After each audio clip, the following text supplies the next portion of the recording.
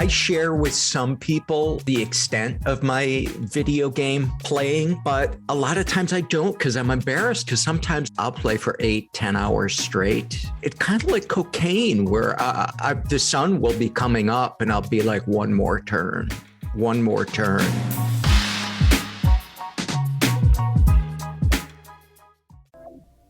Hey y'all, if you're looking for a place where you feel seen, heard, and understood, then look no further. We're Germany and Brittany, and together we make up the Black Girl Bravado podcast. Every Tuesday, we sit down and candidly chat about the things that most of us are going through. From relationship woes to mental health and wellness, we got you covered. Our show will inspire, motivate, and encourage you to become your best self. Basically, what we're trying to say is homegirl vibes here, and we want to link up. You can find us on all major streaming platforms and keep up with us on Instagram at the Black Girl Bravado Pod. See you there. Welcome to the Secret Life Podcast. Tell me your secret. I'll tell you mine.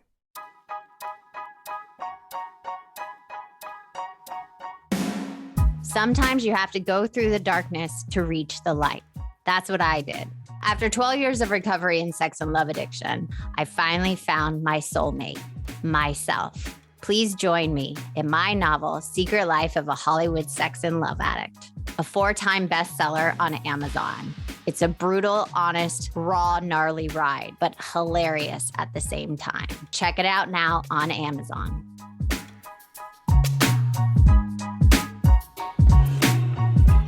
Welcome to Secret Life Podcast. I'm Brianne Davis-Gant. Today I'm pulling back the curtains of all kinds of human secrets. We'll hear about what people are hiding from themselves or others. You know, those deep, dark secrets you probably want to take to your grave, or those lighter, funnier secrets that are just plain embarrassing. Really, the how, what, when, where, and why of it all. Today, my guest is my good pal, Paul. Now, Paul, I have a question for you. Yes. Dun, dun, dun. What is your secret? Video games. I share with some people the extent of my video game playing, but a lot of times I don't because I'm embarrassed because sometimes it'll be, this hasn't been recently, but there have been times when I'll play for 8-10 hours straight. It's kind of like cocaine where the sun will be coming up and I'll be like, one more turn. You lose yourself in that world, right? Completely. I do. It's such a dopamine hit. Just thinking about it, sometimes I can get high, and then suddenly nothing else seems interesting to me. Nothing on TV, no hobby, no reading a book, nothing. It's just like, for me, one of the games is Civilization. And it's a game, it's kind of similar like Sim, but it's on steroids and there's war.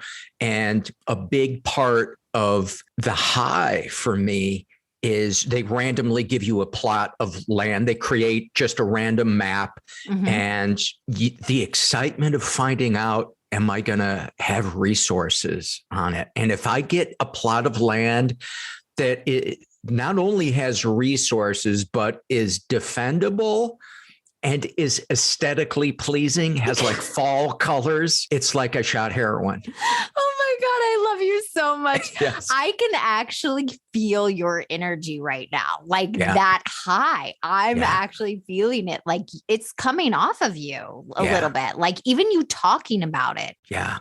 About this world that doesn't exist. Yeah. Yeah. And I will think that to myself sometimes. Mm-hmm. This is just a box of circuitry that is releasing all these chemicals in my brain. And I suppose it's not that different from any other process addiction, where there isn't a substance per se, but the act of doing something gets us high. And those, I think, can be the most difficult ones to overcome because the pharmacy's in our head and it's open 24 hours. 24 hours. And that's why I wanted to have you on. I asked him to be on. Normally I don't ask people, but I was like, can you come on and talk about this? Could you have shared with me the days that you were on for 10 hours. And I don't have this addiction. So a part of me is like, why would you waste 10 hours? Well, you haven't tried Civilization. But I have done Mario Brothers. Here's the thing. I did used to play video games when I was living in my parents' house. It was when Nintendo came out and I loved Mario Brothers 4. And I would just sit in my room on my teeny little TV and play it because I would rather live in that than live in my parents' house. Yeah. Yeah. And that was one that I also went through an addiction with when it first came out. Yeah. And it also happened to be timed when it was really hard to get pot. And I had just become a stand-up comedian. And I thought, well, I'll grow my own pot. So I bought a 1,000-watt light and a CO2 tank on a timer and turned my spare bedroom into a grow lab. And I was growing a 1/4 pound of weed every 3 months. So you can imagine somebody suddenly that only has to work a half hour a night, has all the weed they want. Yeah. And Nintendo just came out. It was, oh my God, what you wish for. Yeah. I burned my brain to the ground. Oh my God. Is that another secret? Have you ever told anybody? I have. I told that story before. But the game that I really bottomed out on when I was doing that was Zelda.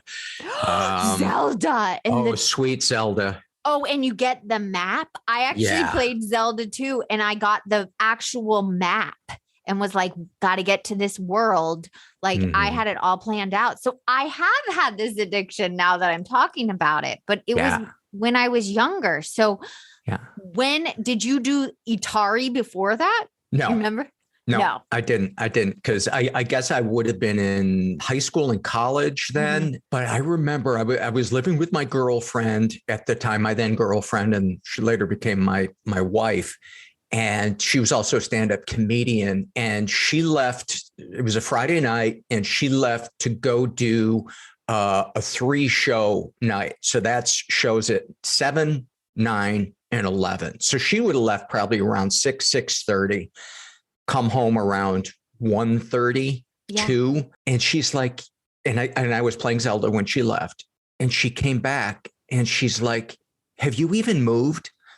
Not only had I not showered, had I not eaten anything, but I had to pee for the last 4 hours, but could not get up to pee because at just one more move. One more of just like living in that world.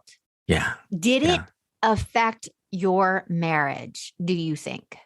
I do. I think a lot of other things affected it as well. My inability to be vulnerable, my dishonesty, my arrogance, I could go on and on, but ultimately I used it, it's such a cliche, as a way to escape rather than to try to put into a sentence what I was feeling and what my needs were. Yeah. And to be able to also be present and truly listen to that person. Well, that's what I'm hearing now. And that's why I wanted you on, that gaming is actually coming in between relationships. Oh, especially hugely. Young boys are not wanting to live in reality, and they are actually wanting to stay home and game and not like move forward in their life at all. Yeah. There's the thing that I find comforting about gaming is the rules are clear. The rules are unbendable. There's no real surprises as to somebody's changing the game. So the challenge of knowing what the constraints are, when you live in a household like I did, where I was raised, where there are no boundaries and the rules can change from one day to the next and people are hard to trust, a game is easy to trust because a game won't lie to you. Yeah. Or trick you or be nice and then take it away and be mean. Or want to devour you. Yeah. Or enmesh with you. Right. Yeah. That illusion of control. And one of the things that I love about a game, if I'm having a rough go at the game, I just hit restart. Well, you can't do that with your family. You can't do that with your loved one always. No, or your you friends. Can't. So just hold on a second. I'm going to reboot you because you're getting really annoying. Yeah. You're really getting on my nerves and you're triggering the shit out of me. I'm going to press reset.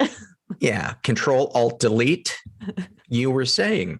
But when did you realize like now it's getting to be a problem, other than the times you have mentioned to me? But when did that start? When you like lose hours other than the time with your ex-wife? After that, I would go through periods of it. As I look back now, it was times when my marriage was on the rocks, when I was deep in my drug and alcohol addiction, pornography addiction, and I just didn't want to face that. I didn't want to ask for help. So it was just easier to not think about it. And it's like living at the North Pole in a Speedo and sandals, and your game is a jacuzzi. Totally. Sorry to leave you with that image, but it is. It's like you do not have to be in reality at all. At all. Yeah. At all. And that illusion of control and the competitiveness. I've always been a bit of a competitive person with certain things, especially sports. And there's another game that I play that's called Golden Tee, and it's an arcade game. It's a golf game that has like a trackball on it. And I used to love playing it at bars when I was drinking. And then I got sober and didn't play it for, I don't know, maybe 15 years. Yeah. And after my marriage broke up and I moved into my own place, I found out that they have a home version of that. And so I bought it. And the high that I get when I make a really good shot, and then also it's plugged into the internet, so you can compete nationally for the lowest score on a given course on a given day. And so my goal, the thing that I do is there's, I don't know, maybe 40 courses, is I will play each course until I post the low score nationally for the day on that course. And then I'll move on to the next one, repeat and just repeat. And the high I get when especially if I come from behind and I beat somebody who I don't even know by one stroke, I'll pump my fist in the air by myself. Seriously? 50-something-year-old man in his house alone, pumping his fist because he beat a stranger on a fucking video game. And I'll just go, oh my God, you are so lame. But the high of that. And I've never felt that accomplishment with anything in my career. Any huge accomplishment you have done, never. Any real tangible accomplishment, I don't feel that. So why do I feel it from this game? I don't know. I feel clever. I feel talented. I don't get it. I don't get it. Yeah, because they make it addictive. Yeah. These companies make it so you are addicted. So you think it's real. So you pumping your fist in the air is like, you feel like you won something and you won nothing. Nothing. I keep picturing you doing that. It's so ridiculous. Sometimes I'll forget to shut the shutters and I'll think, oh my God, somebody neighbors walking by. They're probably going to get a GoFundMe for me to go get help in a mental hospital. It's just going to have an intervention on my front lawn. Oh my God, that's funny. But here's the thing, Paul, and this is the thing, like we laugh about it, but it's no joke. Like people are losing their lives over these gaming addictions. People are losing years and years and years. Young boys they can't even function and like brush their teeth. Mm-hmm. And that's why I wanted to have you on. Yeah. I'll notice that sometimes if I've been playing for a long time, I'll be really spaced out. You know, maybe I'll go to a support group meeting after that. And I can just feel a lag in human communication where I'm not present. It's like my brain is still spinning from that high. Well, I remember a time you and I talked about it actually, and you actually said to me that you were depressed. Like it made you depressed, that's all you did that day. Mm-hmm. And you felt really depressed. Yeah. And your life, when you look at your life, and I just have to say to the people listening, you have a beautiful life. Like I have a great life. That day you were so depressed because all you did was the video game. Just felt shame and the life not lived, you know, which isn't a really black and white way of looking at it, because there's a fine line between rewarding yourself with an hour of playing a game and escaping your life. And I'm kind of that that way. I think with anything that brings us pleasure is, where does it begin to degrade your life, short circuit your goals, and pull you away from the people in your life that you love? And I pretty much know that feeling, or bring shame. One of the things that I've been working with my therapist is setting a timer for 20 minutes of work, maybe 3 times, and little 5-minute breaks. Yeah. And then after I do it for 3 or 4 hours, then maybe I take an hour and play a game or something like that. And I did that for the first week, but it's been 8 hours a day since then of gaming. No, it hasn't. It hasn't been 8 hours. But you have been struggling with it. You have, right? I have. Okay. Not as bad, because I've hit kind of a creative stride in my professional life, and that has increased my self-esteem and my confidence. And that helps me not want to escape as much. There's kind of a momentum, as you know, to addiction, and a momentum to recovery and self-care. Yeah. And so I feel like I've been on a bit of an upswing with the self-care, and that helps kind of give me energy to draw on to take care of myself and be the responsible adult. Do you think still to this day, I know you're seeing somebody else, does the gaming affect your relationship with her? No, I don't play it when she's over. If she and I need to have a difficult conversation about something, we have it. And that's, I think, where my support groups really keep me connected and grounded and self-aware. If I wasn't in those, I think I would lose touch with reality and what it is to be a good boyfriend, what it is to be a friend, what it is to be a friend to myself. Yeah, it keeps you accountable. Even when I'm going through a day and we get together and we talk, it's like, it keeps me accountable. And it's like, okay, those addict thoughts, those addict behaviors are not helping me. So I agree. If you don't have that support group, you are floundering in your own disease. And I have to say, you inspire and amaze me with your dedication to going to support groups and doing the work, because your life is so full. And I know a lot of the times you get on that Zoom meeting and you're fucking exhausted,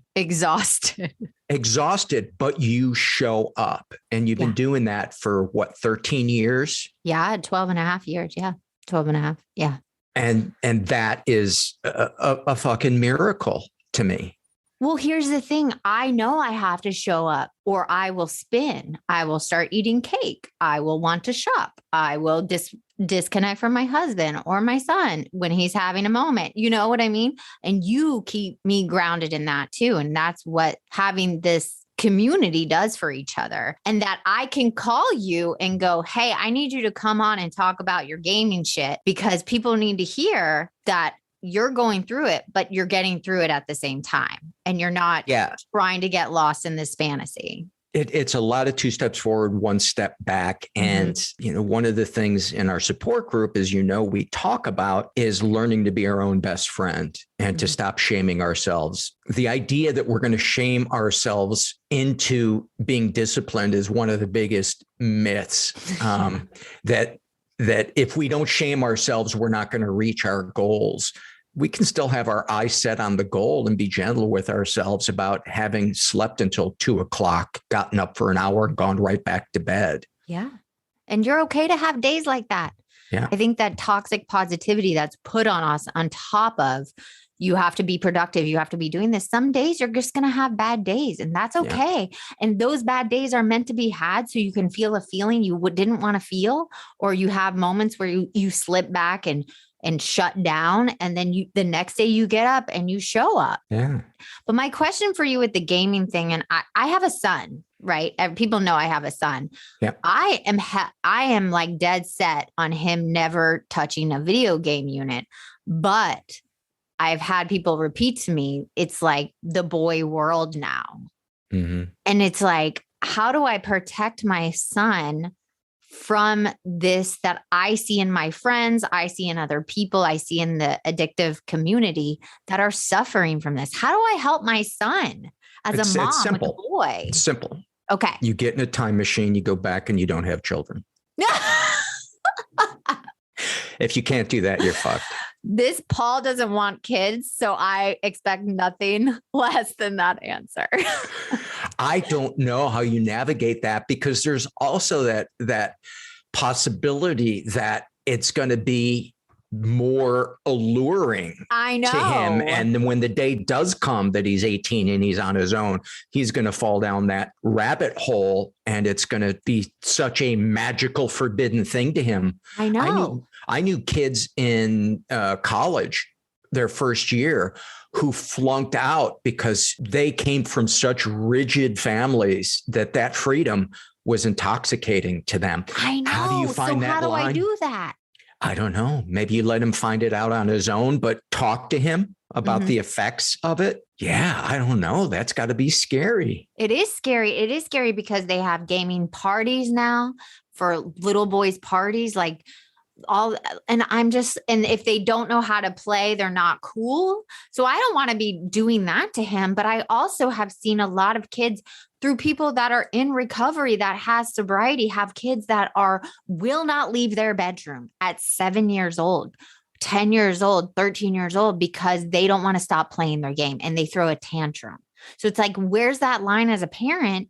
Do we help them not become addicted to this fantasy world? Well, I would imagine that something that would help, and something that you do have control over, is modeling healthy communication skills. That's true. So that's at least one thing that he's not running from, that he can feel safe to go, Mom, I got a crush on this girl. She doesn't like me, or somebody's picking on me, or I just feel whatever it is, that he can feel free to let that weight off his shoulders. I would imagine that would be at least one thing that you have control over as a parent, is that you can model healthy expression of feelings.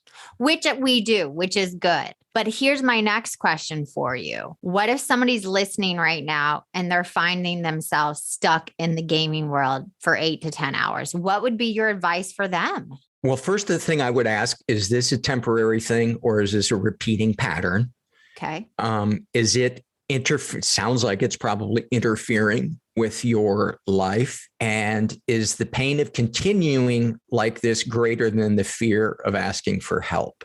And if that is the case, maybe it's time to get help. But for a lot of us, the pain of continuing to do it is less than the fear or inconvenience of going and getting help for it. You know, I feel fortunate in that I have enough support groups that I can kind of be held accountable and tell on myself when I'm hitting a patch that's like that. I can talk to my girlfriend about it. It's not something that I feel like I have to hide from her, because she doesn't shame me. She's a really good soul who feels like a team member. So I know she's on my side. She's not trying to get leverage over me. I know in some relationships, people are looking for leverage to make that other person feel bad, or to, some kind of get some. Yeah. If there's a power struggle in your relationship, that's not a good relationship. Good luck.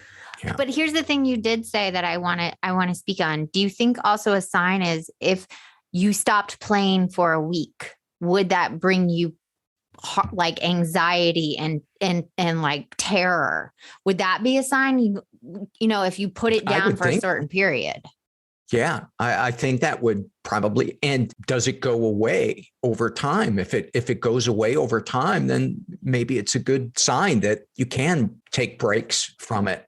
I've considered selling my golf game, but I don't want to let it go. I have a friend who was so addicted to Civilization that he used to give, this is when it was on CD, he would give his CD to his agent and say, don't give me this back until I finish writing my one-man show. And then when his agent was at lunch, he would go to the office and talk the secretary into letting him into his agent's office so he could get it out of the desk drawer. Oh, and obviously, this is a very successful person doing this. Yeah. Wow. Yeah. It's no joke. It's no different than alcohol. It's no different than sex and love or overeating or anything. It's literally it's a compulsion that you can't stop. So I think the thing you said with the timer, if someone's listening, do a timer for an hour. And if you can't stop at that hour, throw your phone away. Or throw the timer away if you use those old timers. Or download the phone or the game on your phone. Don't listen to him, people. Don't listen. Well, is there anything else you want to say about gaming or any words of wisdom you can help other people? Be gentle with yourself along the way.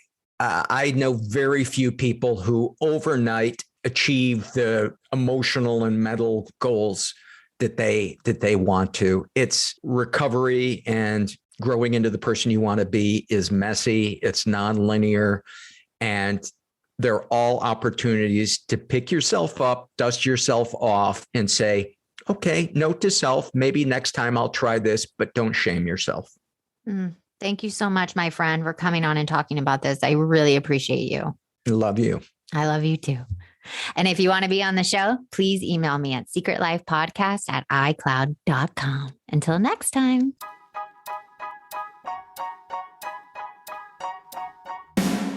Thanks again for listening to the show. Please subscribe, rate, share, or send me a note at secretlifepodcast.com. And if you'd like to check out my book, head over to secretlifenovel.com or Amazon to pick up a copy for yourself or someone you love. Thanks again. See you soon.